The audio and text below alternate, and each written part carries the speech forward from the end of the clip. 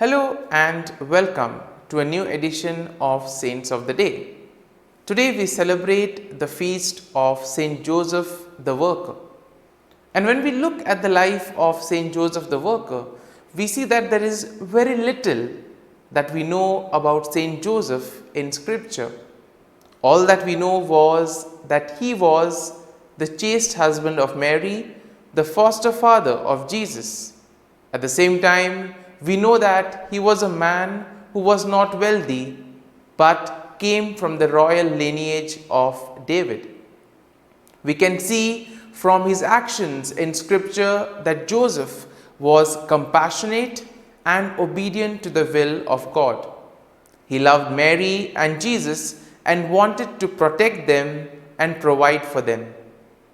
Above all, we see that since Joseph does not appear in Jesus' public life at his death or resurrection, many historians probably believe that Joseph died before Jesus entered into his public ministry.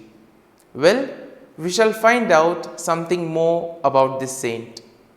On the 1st of May 1955, during a public audience granted to the Catholic Association of Italian Workers, whose members had gathered that day in St. Peter's Square to celebrate the 10th anniversary of their society and to pledge anew their loyalty to the social program of the Church, Pope Pius XII instituted the liturgical feast of St. Joseph the Worker and assigned it to the first day of May.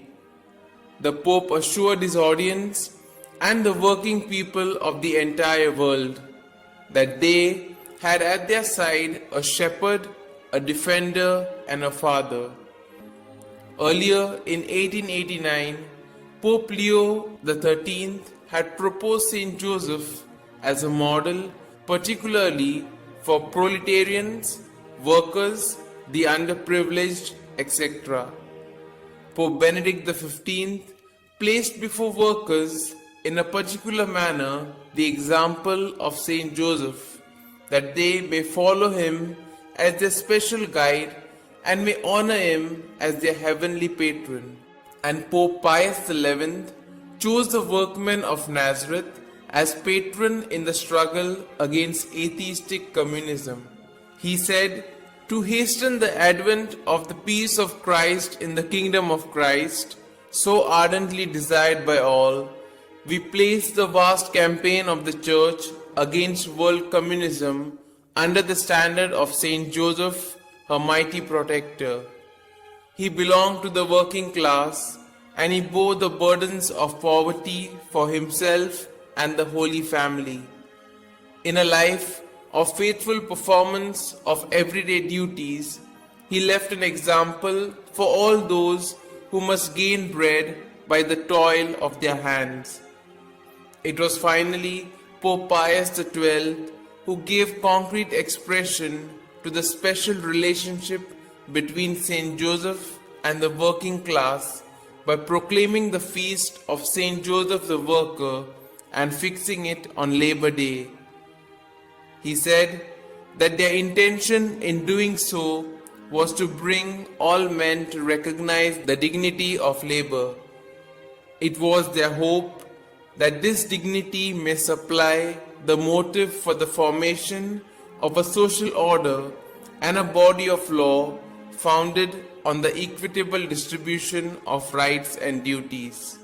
They were certain that all are indeed pleased, for the humble working man of Nazareth not only personifies before God and the Church the dignity of those who work with their hands, but he is also the constant guardian of themselves and their families.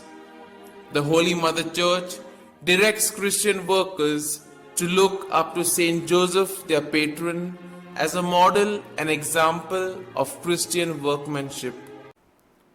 And now, after having heard about Saint Joseph, let us together say this short prayer.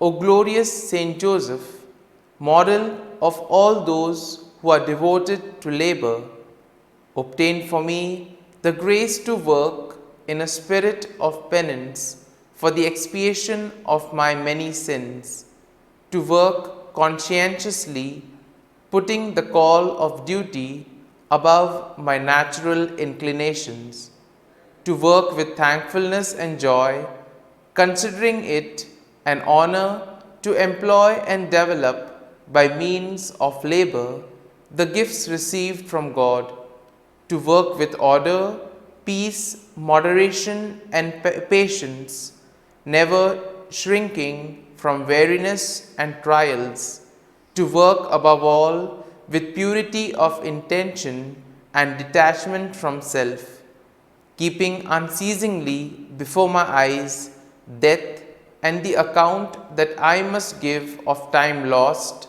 talents unused, good omitted, and vain complacency in success, so fatal to the work of God. All for Jesus, all through Mary, all after thy example, O Patriarch Saint Joseph. Such shall be my watchword in life and in death. Amen.